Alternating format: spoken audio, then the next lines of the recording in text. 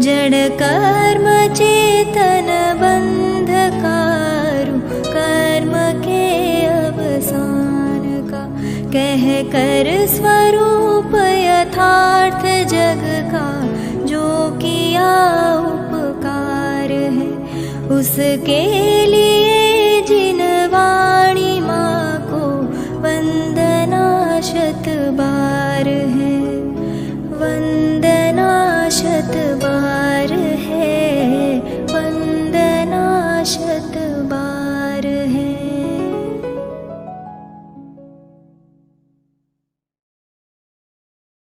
वंदितु सर्वसिद्धे ध्रुवमचल मनोवमं गतिं पत्ते, वोच्छामि समय पाहु मिनमो सुध केवली भणिदम्। नमः समय साराय स्वानुभूत्या चकासते, चित्स्वभावाय भावाय सर्वभावान्तरच्छिदे। अनंत धर्मणस्तत्त्वं पश्यन्ति प्रत्यगात्मनः, अनेकान्तमयी मूर्तिर्नित्यमेव प्रकाशता। आचार्य कुंद कुंद देव विरचित समयसार परमागम के निर्जरा अधिकार, बंद अधिकार पर अपन चर्चा कर रहे हैं। आचार्य हमें बंधन से बताना चाहते हैं और बंधन से बचाने के लिए बंधन के वास्तविक कारण से बचाना चाहते हैं। तो वो बंधन का वास्तविक कारण क्या है? अनेक तर्क युक्तियों से ये अध्यवसान वही वास्तव में बंध का कारण है। 262वीं गाथा की कल अपन ने चर्चा की थी और इसमें हिंसा का अध्यवसान वह बंध का कारण है। इसका अर्थ हिंसा का अध्यवसान यानी हिंसा करने का जो अहंकार है, मैं मारता हूं, और हिंसा के अध्यवसान में बचाने वाली बात भी, हिंसा के विरुद्ध बचाने वाली बात भी है। कल एक बात और मैंने कही थी, ध्यान दिया हो, भले ही सुख दुख को उसमें से अलग किया है, लेकिन प्रकारांतर से वो भी हिंसा में शामिल हो सकता है। क्योंकि अपन हिंसा की परिभाषा, हिंसा किसे कहते हैं? किसी जीव को सताना, दुख देना, मारना पीटना या उसके प्राणों का घात करना। वो प्राणों का घात करना सबसे आखिरी में बोलते हैं, तो उसके पहले सताना, दुखी करना, उसको भी तो हिंसा में लेते हैं। तो दुखी किया वो भी उसी में शामिल हुआ, और बचाया, जान से जान जा रही थी तो बचाया, एक तो बचाना हुआ, तो उसके साथ में भी दुखी नहीं होने दिया, वो भी एक तरह से बचाने जैसे, वो अहिंसा के उसमें शामिल है। ये दोनों प्रकार का अध्यवसान मैं करता हूं, ये अध्यवसान बंध का कारण है। तुम्हारे उससे वो मरे कि न मरे, उसका प्राणों का व्यपरोपण होना या दुखी होना, ये उसकी अपनी योग्यता है और उसमें हम कुछ नहीं कर सकते। लेकिन मैं करता हूं ऐसा जो हम अहंकार करते हैं, वो बंध का एकमात्र वही बंध का कारण है। इसका निर्णय पिछली गाथा में कराया था। हिंसा के संदर्भ में जो बात कही है, अब उसी को अन्य पापों पर घटित करते हैं, परंतु उत्थानिका अलग ले रहे हैं। देखिए 263-64वीं गाथा प्रारंभ करनी है अपने को। अथ अध्यवसायम पाप पुण्योर बंध हेतुत्वेन दर्शयति। अध्यवसाय और अध्यवसान, इसको थोड़ा आप एक ही रूप में ले लेना, अध्यवसान और अध्यवसाय। और अध्यवसाय शब्द भी दिया अधिकतर मिथ्या अध्यवसाय है। ये अध्यवसाय अभी पीछे एक जगह अमृतचंद्र आचार्य ने ये सिद्ध किया था कि इससे पाप बंद होता है, इससे पुण्य बंद होता है, ऐसा भेद करने का क्या तात्पर्य है। आप तो ये समझो कि अध्यवसाय से पाप पुण्य दोनों का बंद होता है, दोनों के बंद का मूल कारण ये अध्यवसाय है। तो एक साथ ले लिया था। लेकिन अब कह रहे कि वह पाप पुण्य यो बंध हेतुत्व, अब अलग अलग कह रहे हैं। पाप और पुण्य के बंध के हेतु के रूप में अध्यवसाय, माने अध्यवसाय पाप बंध का भी हेतु है और पुण्य बंध का हेतु है। तो आपने तो कहा था कि एक ही रखना है, भेद नहीं करना है, भेद करने का क्या फायदा है। वो अभिप्राय जो था, जो पाप पुण्य में अंतर समझते हैं, मानते हैं दोनों में, और एक को भला एक को बुरा समझते हैं, उसकी निषेध की बात थी। परंतु अंतर तो है ही ना। 148 प्रकृतियों में पाप और पुण्य के रूप में बंटवारा तो होता ही है। पाप प्रकृतियां पुण्य प्रकृतियां, बंटवारा तो है ही ना। तो कर्म की प्रकृतियों में बंटवारा है, तो उसका बंद होने वाले कारण भी तो अलग होंगे ना। कार्य कारण, कारण कार्य अलग अलग है तो कारण भी अलग अलग होगा। तत्वार सूत्र का सूत्र भी है, शुभ पुण्यस्य अशुभ पापस्य, शुभ से पुण्य अशुभ से पाप, ये अंतर भी है। तो उस अंतर को रखते हैं, परंतु ऐसा होते हुए भी उन दोनों का कारण भी वो अध्यवसाय ही है। एक सातिशय पुण्य की भी बात करते हैं अनेकों बार अपन, सातिशय पुण्य, और किन के होता है। दूसरी बात, देवायु पुण्य है, लेकिन उसके कारण के रूप में सम्यक्त्वम च भी लिया है, सम्यक दर्शन, उससे देवायु का आश्रय होता है। सम्यक दर्शन से आश्रय होता है, भले ही वहां कहा हुआ है, लेकिन वहां उपचार करके बता दिया कि सम्यक दर्शन से नहीं होता है, सम्यक दर्शन के साथ जो शुभ भाव होते हैं उनसे होता है। तो सम्यक दर्शन के साथ भी शुभ भाव हो रहे हैं ना, तो सम्यक दृष्टि को भी तो पुण्य का बंध हो रहा है, और कदाचित उसके भी जो विषय कषाय के परिणाम चल रहे हैं, कार्य चल रहे हैं, उसे पाप बंध भी तो होगा ना। लेकिन उसके मिथ्याध्यवसाय तो है नहीं। तो मिथ्याध्यवसाय तो सपर के एकत्व परक पूर्वक होने वाला वो मिथ्याध्यवसाय है, उसे तो भेद विज्ञान है। तो उसे भी तो पाप पुण्य का हो रहा है, तो फिर आप अध्यवसाय को ही इनके बंध का कारण क्यों कहते हो। कहते हमारी प्रारंभ से ये बार बार चर्चा चल रही है, जब सम्यक दर्शन हो जाता है, उसके बाद जो बंध होता है, पाप का हो पुण्य का हो और भी कर्मों का हो, वो बहुत अल्प होता है, अनंत संसार का कारण नहीं होता। इसलिए समय सार में तो उसको बंद गिना ही नहीं, इसलिए वो कहते ज्ञानी के बंद होता ही नहीं, इसलिए उनकी बात नहीं है। अब जो अज्ञानियों को हो रहा है, उसमें ये अध्यवसाय मूल कारण है, ये कहना चाहते हैं। तो बार बार ये क्यों कह रहे हूं, बार बार इसलिए कह रहे हैं क्योंकि तुम पाप से बचने के लिए कोशिश करते हो, और वो कोशिश जो रहती है वो मात्र बाहर रहती है, उसके असली कारण तक जा नहीं पाती है। असली कारण ये अध्यवसाय, ये छूटे बिना कितनी भी कोशिश करोगे वो छूटने वाला नहीं है। इसलिए वो मूल कारण पर ले जाना चाहते, इसलिए बात कह रहे हैं। और मूल में बात ये चलेगी कि जो बात हिंसा के संदर्भ में अभी तक कहते आए हैं, अब उसको अन्य पापों के संदर्भ में भी समझना है। गाथाएं पढ़ते हैं।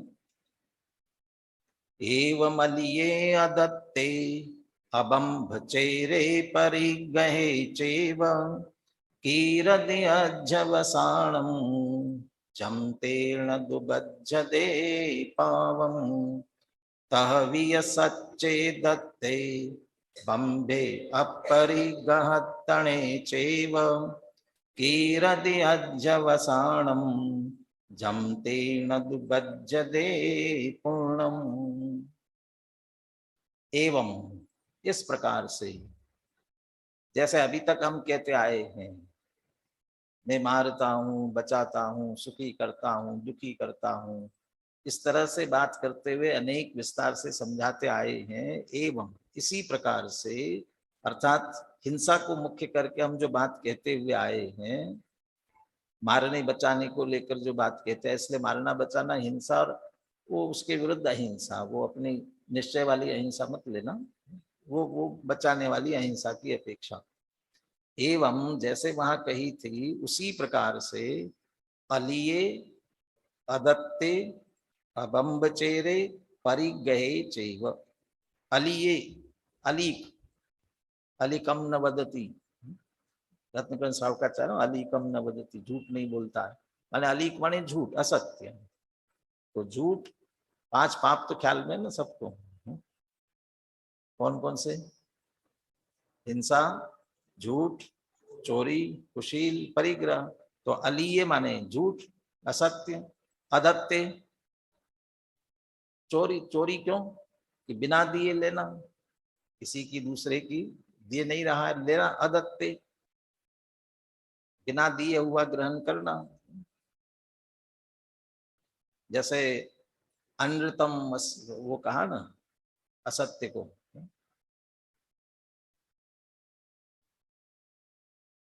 प्रमाद के हिंसा किसको कहा? प्रमत्त योगात प्राण व्यपरोपणम हिंसा और असत्य, अनृत, अनृत वचनम अनृतम असत्य, है ना। और अदत्ता दान, अदत्ता, वो अदत्ता शब्द को लेना चाहता था। अदत्ता दानम स्तेयम, अदत्ता दानम, इसलिए अदत्ते शब्द दे रहे हैं। बिना दिए ग्रहण करना, वो चोरी हुई। अबम्भचेरे, तो ब्रह्मचर्य के विरुद्ध, ब्रह्म इसके विरुद्ध अब्रह्म, मैथुनम अब्रह्म, कुशील का भाव, कुशील की क्रिया अब्रह्मचर्य। और परिग्रह, परिग्रह तो प्रसिद्ध है। इनके संदर्भ में भी, इनके बारे में भी कीरदि अध्यवसानम जम, जम अध्यवसानम कीरदि, जीव जो इनके संदर्भ में अध्यवसान करता है, तो क्या अध्यवसान करता है? जैसे मैं मारता हूं, मैं बचा, अभी मारता हूं वाली बात मुख्य लेना, बचाता वाली बात अगले में लगेगी, अगली गाथा में लगेगी। उसी तरह मैं झूठ बोलता हूं, मैं चोरी करता हूं, मैं, है ना, कुशील का सेवन करता हूं, किया, करूंगा, ये सभी सभी भावों में, चारों तीनों कालों में लगेगी बात। परिग्रह, मैंने इकट्ठा किया, ये मैंने कमाया, ये जो इनको मैं करता हूं, ये जो चिकीर्षव, इनके करने की इच्छा वाली, तो वहां मारना बचाने वाली क्रियाओं की बात थी। यहाँ ये 5 पापों के संदर्भ में भी जो बात है, तो ये करता तो है ना, अध्यवसान क्यों कह रहे? पाप करता है, इसको अध्यवसान क्यों कह रहे हैं? मैं करता हूं, ये जो मान्यता है। चल अपन वो नीचे फिर इसमें आएगा ना टीका में, तो वहां क्या चर्चा करेंगे, अभी तो गाथा का अर्थ समझ लेते हैं। वो ये विस्तार से चर्चा टीका में कर रहे हैं, तो अभी थोड़ा गौन, अभी गाथा का सीधा अर्थ देखिए। जैसे हिंसा के संदर्भ में बात की थी, उसी तरह असत्य, चोरी, अब्रह्मचर्य माने कुशील और परिग्रह के संदर्भ में भी जो अध्यवसान किया जाता है, अध्यवसान करता है, तेन दु बज्जदे पावम, उससे क्या बनेगा? पाप बनता है। अब इसके विरुद्ध तहवीय, उसी प्रकार, तथापि, उसी तरह से, सच्चे, ये तो सही आ गया, सच्चा, झूठा, सच्चे माने सत्य के संदर्भ में, सत्य बोलने के लिए, दत्ते, दिया हुआ लेता हूं, बिना दिए नहीं लेता, तो अचौर्य है ना। और बम्भे माने ब्रह्मचर्य, और अपरिग्रह, तो इसमें अनुवर, अनुव्रत महाव्रत दोनों होते हैं ना, तो अनुव्रत वाला उसके एक देश की अपेक्षा से, चारों के संदर्भ में, तो अपरिग्रह की जगह परिग्रह परिमाण आएगा, अनुव्रत की बात आएगी। तो इनके संदर्भ में भी अध्यवसानम की रवि। अब इनके संदर्भ में क्या, ये तो अच्छा है ना, सही सत्य बोलना चाहिए, चोरी नहीं करना चाहिए, अचौर्य होना चाहिए, ब्रह्मचर्य होना चाहिए, अपरिग्रह होना चाहिए, तो होना चाहिए। इसमें अध्यवसान क्या है? मैं झूठ नहीं बोलता हूँ, झूठ नहीं बोलते तो क्या करते हो? सत्य बोलता हूँ, तो सत्य तुम, मैं बोलता हूँ ना, ये कर्तृत्व का अहंकार है, ये अध्यवसान है। मैं चोरी नहीं कर, बिना दिए नहीं लेता हूँ, दिया हुआ तो लेते हो ना, के साथ दिया हुआ लेना लेने में आ गया ना। ऐसे ही ब्रह्मचर्य है, ब्रह्मचर्य का पालन करता कठोरता से, वो ब्रह्मचर्य को भी क्रिया के रूप में, मैं ब्रह्मचर्य का पालन करता हूँ। अपरिग्रह, मैंने सब छोड़ दिया, मैंने छोड़ा। कभी अपन अभिमान से ये कहते ना, किसी ने मकान बेच दिया हो, पहले तो लाखों की बात होती थी, अब करोड़ों की अरबों की होती होगी। ये मकान मैंने 1 करोड़ में निकाल दिया, तो उस परिग्रह से रहित हो गया ना। तो मकान को निकाला है कि तुम मकान से निकल के आए हो। अपन कहते थे मकान निकाल दिया, मकान तो वहीं का वहीं खड़ा है। लेकिन ये इन क्रियाओं का कर्ता भी मैं, इसके विरुद्ध व्रत भी हुए ना एक तरह से। हिंसा व्रतस्ते या ब्रह्म परिग्रहेभ्यो विरतिर व्रतम, ये व्रतादि का पालन मैं करता हूँ। ये जो भी मैंने सूत्र बोला, चतवार सूत्र के कौन से अध्याय का सूत्र है? 7वें अध्याय का ना, 7वें अध्याय का। कौन से तत्व की चर्चा चल रही है? कौन से तत्व की चर्चा चल रही है? 5वें अध्याय में अजीव तत्व की, 6वें में अजीव के बाद कौन सा आएगा? आश्रव की। 7वें में, हाँ 7वें में भी आश्रव की है। 8वें में बंध की है। 9वें में संवर निर्जरा की, एक साथ है। और 10वें में मोक्ष की है। तो 6वें और 7वें में क्या अंतर है? 6वें में शुभाश्रव की मुख्यता से है, और 7वें में उल्टा हुआ।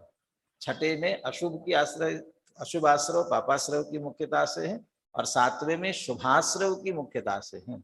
इसका मतलब वो जो हिंसा, झूठ, चोरी, कुशील, परिग्रह से विरत होना, ये व्रत और ये पुण्य के आश्रव का कारण है, पुण्य बंध का कारण। मुझे पुण्य, मैंने पुण्य कमाया, मुझे पुण्य कमाना, इसलिए मैं ये करता हूँ।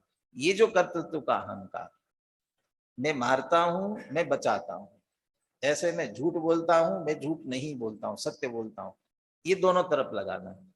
और इसके करने का अहंकार, ये इसके लिए क्या है? अध्यवसान है। और ये अध्यवसान भी बंध का कारण, लेकिन कौन से बंध का कारण? पुण्य बंध का कारण।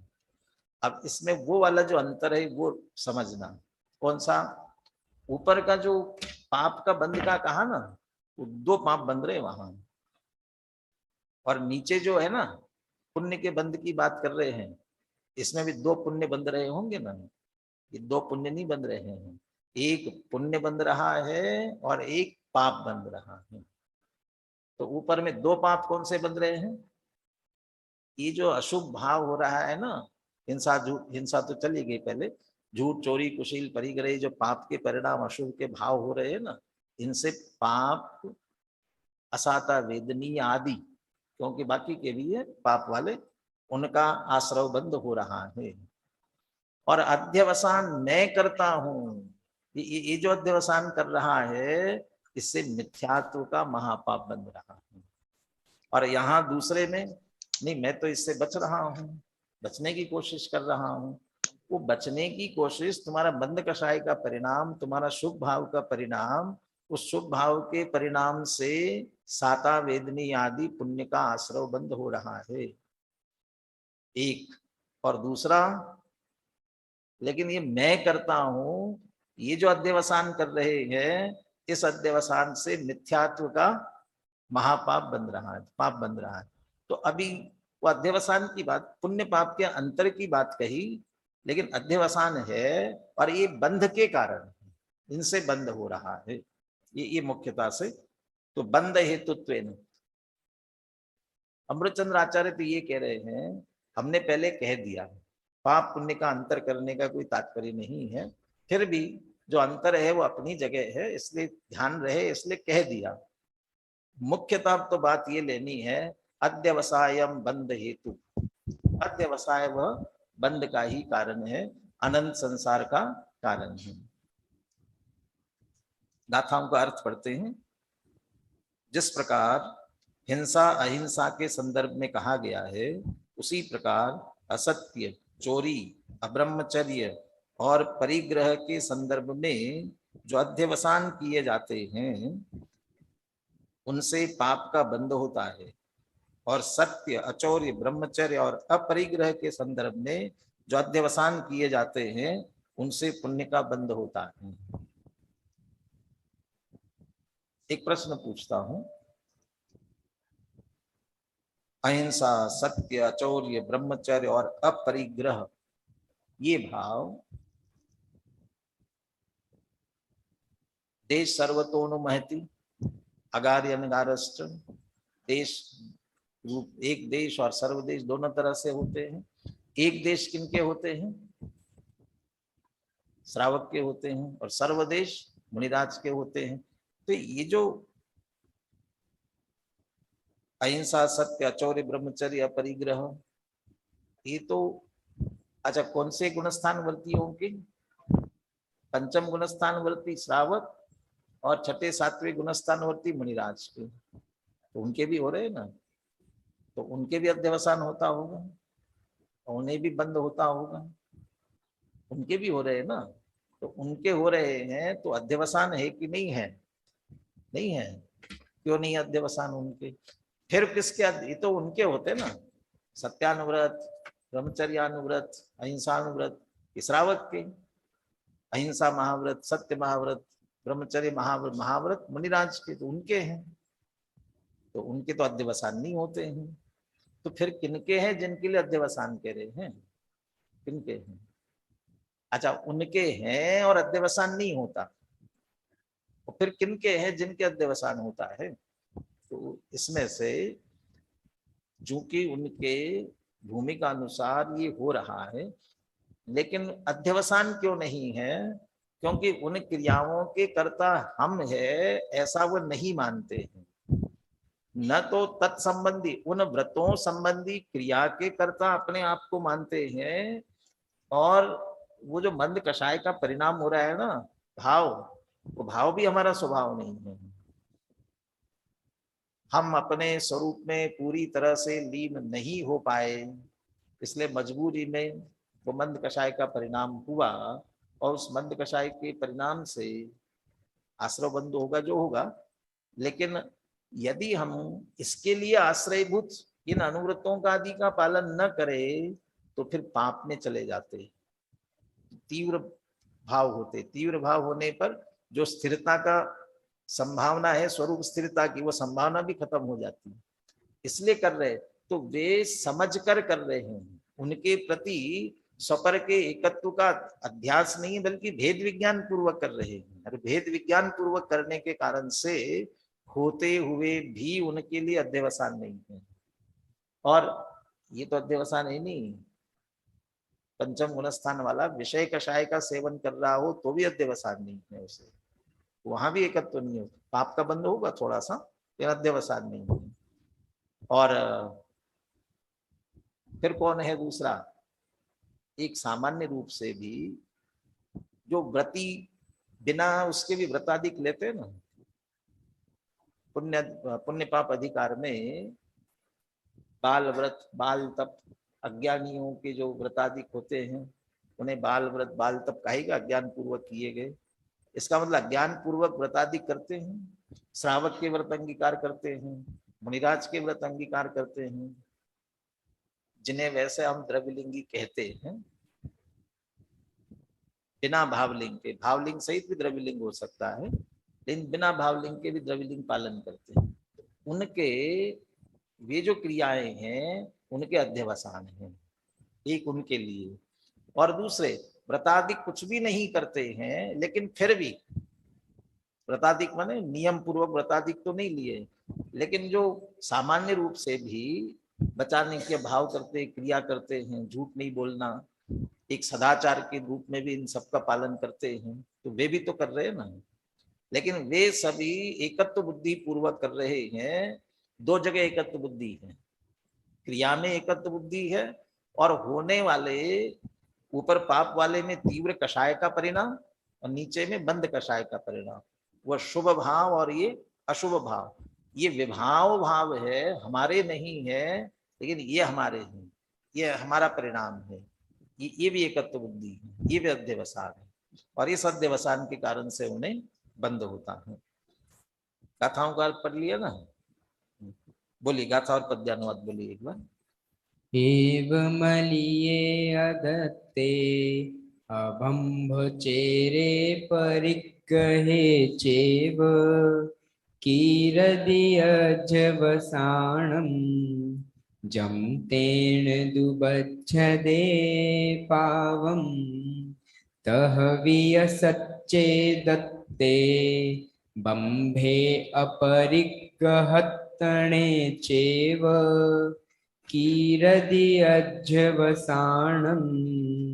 जं तेन दुबच्छदे पुण्यम् इस ही तरह चोरी असत्य कुशील एवं ग्रंथ में जो हुए अध्यवसान हुए पाप का बंधन करें।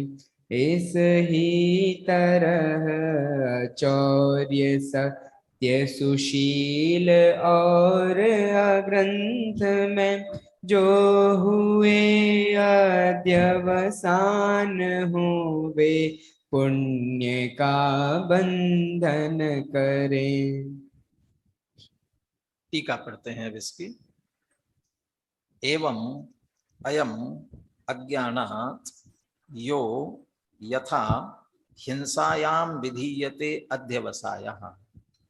ये पीछे की पूरी चर्चा को संक्षेप में कह दिया कि वो 200 मेरे ख्याल से 37 गाथा की 47वीं गाथा से लेकर के जो चर्चा चल रही थी वहां तक की बात लेते हुए कहा, इस प्रकार से अज्ञान से यह जीव हिंसा के संदर्भ में जो अध्यवसाय करता है, हिंसायाम यथा अध्यवसाया विधीयते, यदि वो ख्याल में नहीं आ रहा हो ना तो एक पेज पलट करके, मेरे पास जो ग्रंथ है उसमें 363 पेज पर है, 259, 60, 61 गाथा की जो टीका है ना उसमें जो लिखा, पर जीवाणहम हिनस्मि।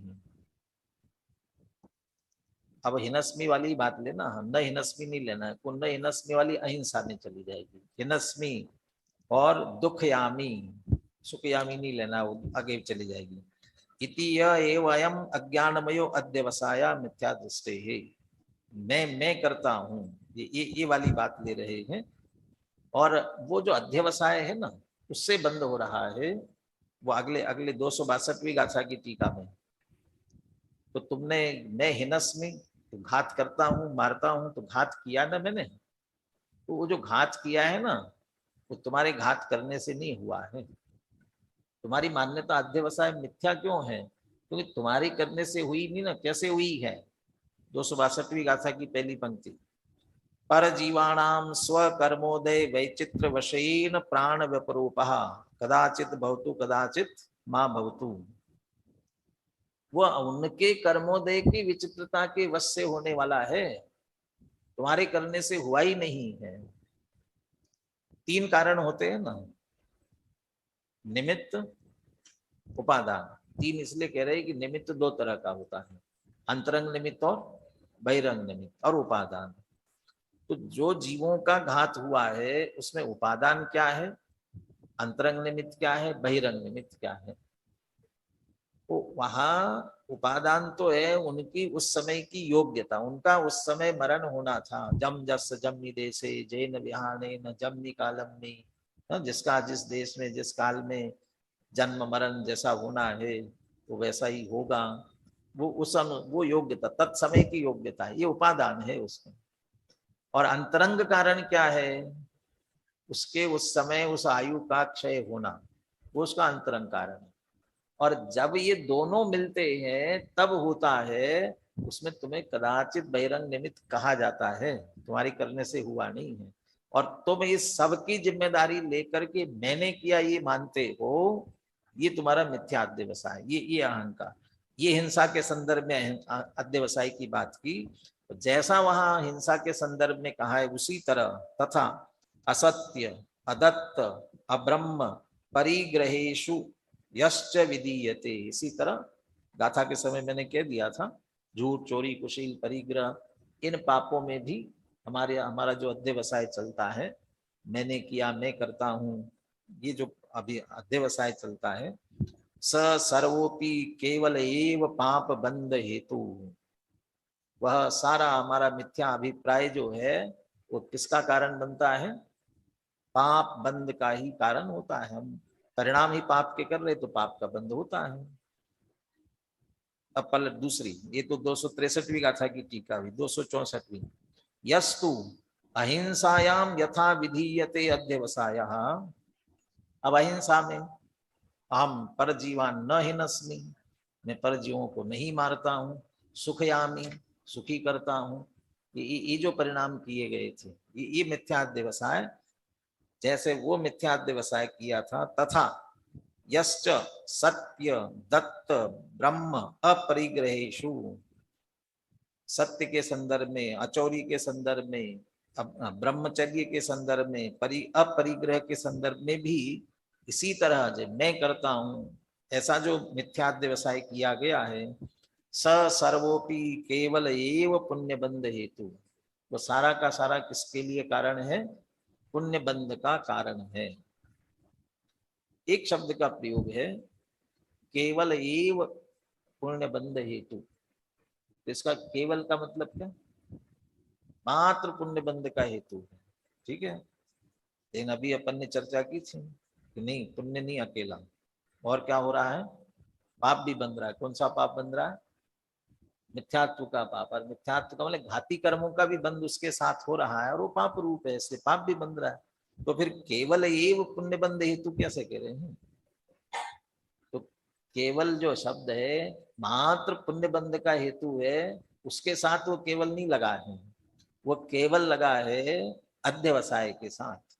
ऐसा जो अध्यवसाय है मात्र वही, वो अध्यवसाय ही मात्र वही तुम्हारे बंध का हेतु है। ये पुण्य पाप का थोड़ा तुम्हारे कषायों की तीव्रता मंदता से फर्क पड़ा, लेकिन तुम्हें बंध जो हो रहा है वह उस अध्यवसाय, केवल अध्यवसाय से। और वो केवल शब्द का प्रयोग अमृतचंद्र आचार्य ने क्यों किया? वो अगली गाथा के लिए किया। बहुत पीछे ये विद्यार्थी जिन्होंने कक्षाओं में पढ़ा उनको ध्यान में है, अमृतचंद्र आचार्य अगली गाथा की चर्चा जो आने वाली होती है उसके बीच पहले ही डाल देते हैं, और उसको के आगे विषय आने वाला है ना। ये वो अध्यवसाय मात्र केवल वही बंध का कारण है, और पहले भी सिद्ध किया है ये मिथ्याध्यवसाय ही मात्र बंध का कारण है, ये समझ लेना। ये तो चर्चा प्रारंभ से ही करते आ रहे हैं। कर्म जाल वर्गणासो जग में न बंधे जीव, बंधे न मन वच काय जोग सो, चेतन अचेतन की हिंसा सो न बंधे जीव, बंधे न पंचेंद्री विषय भोग, इनसे बनता नहीं है। और इत्यादि मिलाप सो न बंधे, बंधे एक रागादि अशुद्ध परिणाम सो। और वो जो रागादि अशुद्ध परिणाम है उसको अभी हम मिथ्याध्यवसाय कह रहे हैं, वो अध्यवसाय। रागादि अशुद्ध परिणाम शब्द दिया, वो यहाँ मिथ्याध्यवसाय, वो विपरीत था, वो मिथ्यात्व का परिणाम, वो हमारा वास्तव में बंध का केवल ये क्यों कह रहे हैं। ये हो गई इस गाथा की चर्चा। अगली गाथा तो प्रारंभ करते हैं, टीका थोड़ी विस्तृत है। अगली गाथा की उत्थानिका, न च बाह्य वस्तु द्वितयः अपि बंध हेतु इति शंक्यम। अभी हम बार बार कह रहे हैं अध्यवसाय केवल एक अध्यवसाय मात्र ही बंध का कारण है, कि नहीं ऐसा नहीं हो सकता। अकेला आपका मिथ्याध्यवसाय अभिप्राय वही नहीं है, बाह्य वस्तु भी कारण होनी चाहिए। ठीक है, पहला इसको रखो, लेकिन उसका एक दूसरा कारण के रूप में तो स्वीकार करो। पहले नहीं, दूसरे कारण के रूप में भी स्वीकार करने के लिए तैयार नहीं है। न च बाह्य वस्तु द्वितीयः अपि, दूसरे नंबर पर भी नहीं। और दूसरा, कोई दूसरा माने बाह्य वस्तु कोई दूसरी अन्य दूसरा भी कोई कारण होगा, इसके अतिरिक्त एक और कारण भी होगा, कि कौन सी? की बाह्य वस्तु, जिसको देखकर मारने का भाव आया, जिसको देख करके चोरी करने का परिणाम आया, जिसको देखकर कुशील का परिणाम आया, जिसको देखकर इकट्ठा करने का, वो पदार्थों को देख करके होता है ना। गोमट सार में भूख लगती है ना, तो उसके कारणों में ऐसा लिखा किस किस कारण से भूख लगती है, तो उसमें सबसे पहले ही लिखा है आहार दंशनेन, ओम कोठाय, खाली पेट हो जाए और असाता की उदीर्णा हो जाए, तो वो आहार दंशनेन कह रहे हैं। तो भोजन देख करके भूख लगने लगती, खाने का भाव हो गया। तो ये जो खाने का भाव हुआ किससे हुआ, वो वस्तु के कारण, तो वो वस्तु भी तो कारण है ना। चाटा मारा उसे, क्यों मारा, उसने गाली दी, तो उसका गाली देना वो भी कारण बना ना। मैंने हिंसा की उसको, मेरे हिंसा के लिए वो भी तो कारण है ना, बाह्य वस्तु। कहते नहीं, माने न च बाह्य वस्तु द्वितीया अपि बंध हेतु इति शंक्यम, बाह्य वस्तु भी कोई दूसरी बंध का कारण हो सकती है, ऐसी शंका भी नहीं करना, सोचना भी नहीं, कोई कारण नहीं है। वो गाथा में कह रहे, अपन गाथा पढ़ लेते हैं। मुझे इसका 265 है ना, इस उत्थानिका का हिंदी पढ़ने का विचार है, हिंदी पढ़ते हैं। देखो, यद्यपि यह बात विगत गाथाओं से स्पष्ट हो गई है कि बंध का कारण अध्यवसान भाव ही है, तथापि कुछ लोगों के हृदय में यह विकल्प बना ही रहता है कि अध्यवसान के अतिरिक्त बंध का कारण कोई बाह्य वस्तु भी होना चाहिए, द्वितीयापि, कोई अन्य दूसरी बाह्य वस्तु भी कारण होना चाहिए।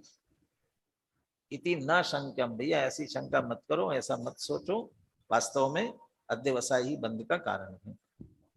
गाथा पढ़ते हैं। वत्थुम पड़ुच्च जंपुण अज्जवसाणं तहोदि जीवाणं नयवत्थु दो दुबंधो अज्जवसाणेण बंधोते। ये तथ्य तो है। कौन सा तथ्य है? पहले जम पुण अज्जवसाणम होदि जीवाणम, दो शब्द छोड़ दिए शुरू के।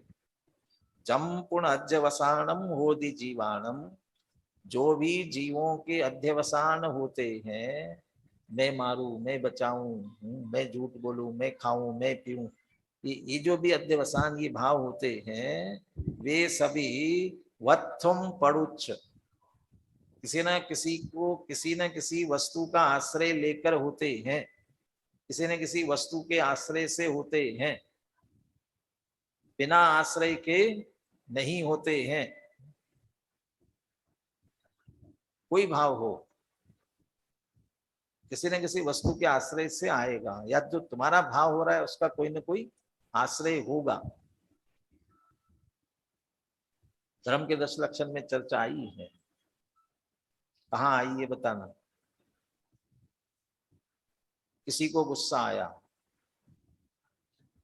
तो उससे पूछा कि किस पर आ रहा है, बोला किसी पे नहीं आ रहा है। तो ऐसा कभी होता है? किसी पे नहीं आ रहा है, ऐसा होता है? नहीं, वैसे ही आ रहा है, ऐसा नहीं होता कभी भी। और वाक्य लिखा, कोई भी कषाय का भाव हवा में नहीं होता। कौन से धर्म की चर्चा में है? कौन से धर्म की चर्चा में?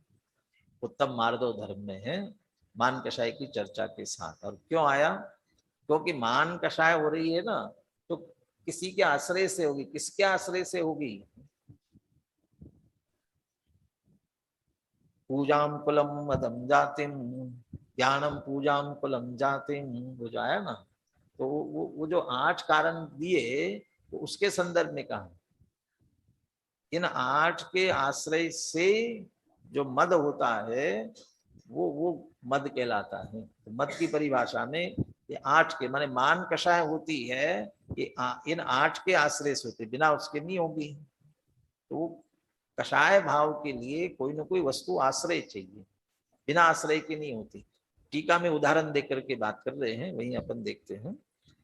लेकिन है ना, ऐसी बात है ना, कि ऐसा होने पर भी दूसरी बात, दूसरी पंक्ति में कह रहे हैं, समझ लीजिए टोडरमल जी का, परंतु जो भी मध्यवसान कषाय भाव होता है वह वस्तु के आश्रय से होता है, बिना आश्रय के नहीं होता। परंतु नय वत्थुदोदु बंधो अज्जवसाणेन बंधोती। लेकिन जो बंध होता है, नय वत्थुदो बंधो, जिस वस्तु के आश्रय से भले ही वह अध्यवसान का भाव हुआ हो, लेकिन उस वस्तु के कारण से बंद नहीं होगा, बिल्कुल बंद नहीं होता उस वस्तु के कारण से। अध्यवसाणेन बंधोती, जो भी बंद हो रहा है वह अध्यवसान से ही हो रहा है। तो वो जो कह रहे थे ना कि दूसरी बाह्य वस्तु भी कारण होती है, तो कहाँ हुई वो? बस बाह्य वस्तु के कारण से तो हुई नहीं। तो वत्थुदो बंधो न, वस्तु के कारण से बंद नहीं होता, अध्यवसान से ही बंद होता है। तो वो कह तो रहे कि बिना, हाँ अध्यवसान भाव उसके बिना नहीं होता, हुआ उसके कारण से। परंतु अब दो चीजें हुई, उसके कारण से अध्यवसान हुआ। अब जो कर्म का बंध हो रहा है वो किसके कारण से हो रहा है? तुम्हारे अध्यवसान भाव से हो रहा है, वस्तु के कारण से नहीं हो रहा है। आज हम इतनी बात ही ख्याल में रखें, इसको उदाहरण सहित, तर्क सहित, युक्ति सहित टीका में अमृतचंद्र आचार्य विस्तार से स्पष्ट करने वाले हैं। गाथार्थ पढ़ता हूं इसके। जीवों के जो अध्यवसान होते हैं वे वस्तु के अवलंबन पूर्वक ही होते हैं, किसी न किसी वस्तु का अवलंबन लेकर के ही होते हैं। तथापि वस्तु से बंद नहीं होता, अध्यवसान से ही बंद होता है। तो अध्यवसान ही हमारे परिणाम ही वास्तव में बंद के लिए कारण है। और इसीलिए परिणाम, अपने परिणाम संभालने की बात करते हैं। परिणति सब जीवन की तीन भांति वर्णी, एक पुण्य एक पाप एक राग हरणी।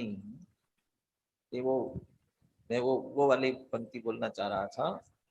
ताते परिणामन की समाल में गाफिल मत है प्राणी, परिणामन ते बंध मोक्ष है कहत सदा जिन वरवाणी।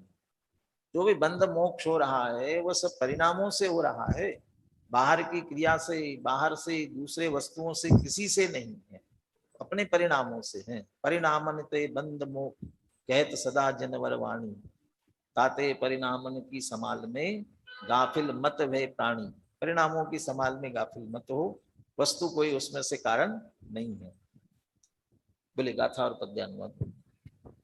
वत्थुं पडुच्च जम्पुण अज्जवसाणं तु होदि जीवाणं, नयवत्थु दोदु बन्धो अज्जवसाणेन बन्धोत्थि।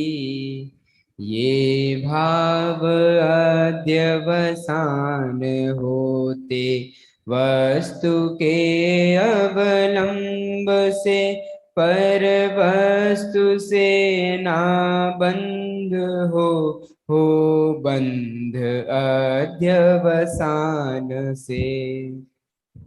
टीका में एक बात और कहने वाले हैं। तो आप कह रहे हो पर वस्तु से बंध नहीं होता है, तो फिर वस्तु क्यों छुड़ाते हो, छोड़ने का उपदेश क्यों देते हो? तो कहते पहली पंक्ति पढ़ो। क्या कहा पहली पंक्ति में? जो कुछ भाव, ये भाव अध्यवसान होते वस्तु के अवलंब से, तो वस्तु रहेगी तो क्या होगा? भाव होगा। तो भाव छोड़ना है ना, तो फिर वस्तु का अवलंबन छोड़ो। तो वो पहले उसका कारण बन रहा है ना, तुम्हें करना नहीं है तो इसलिए उसे छोड़ो। उसका उपदेश वो अध्यवसान के त्याग के लिए, उसके इसका उपदेश की बात भी उसी के लिए है, उसके छोड़ने के लिए नहीं है, अपने परिणामों के सुधारने के लिए। मुझे लगता है अमृतचंद्र आचार्य ने पुरुषार्थ सिद्धि उपाय में हिंसा अहिंसा का जो सूक्ष्म विवेचन किया, वो सब इसके आधार से, इसी भाव, ये सब भाव लेकर के किया होगा। क्योंकि वहां एक तो जो हिंसा कहा ना, उसी तरह इन पर भी लागू करना कहा। ऐसे वहां भी कहा जो कुछ पाप है वो हिंसा ही है, और जो असत्य इत्यादि जो कहे गए हैं वे तो उदाहरण के रूप में कहे, उसी हिंसा को समझाने के लिए। उदाहरितम शिष्य बोधाय। और दूसरा सूक्ष्मापि न खलो हिंसा पर वस्तु निबंधना भवति पुंसा, फिर भी तदपि परिणाम विशुद्ध कार्या। कने वो कहते पर वस्तु के कारण से हिंसा नहीं होती रंच मात्र भी, फिर भी परिणामों की विशुद्धि के लिए उनका त्याग करना भी जरूरी है। और ये समझ लो निश्चय व्यवहार की इसी तरह की बराबर संधि होती है। तो जहां जो चर्चा हो उसको उसी तरीके से बराबर समझना चाहिए। सहजा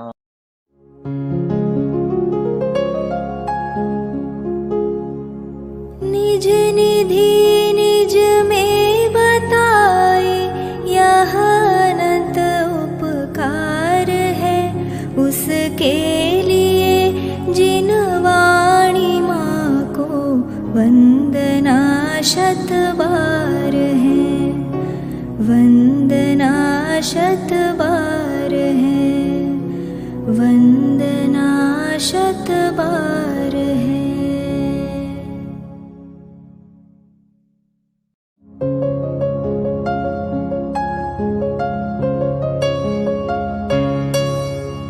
हे जिन वाणी भारती तो ही जपो दिन रैन, जो तेरी शरणा गहे सो पावे सुख चैन।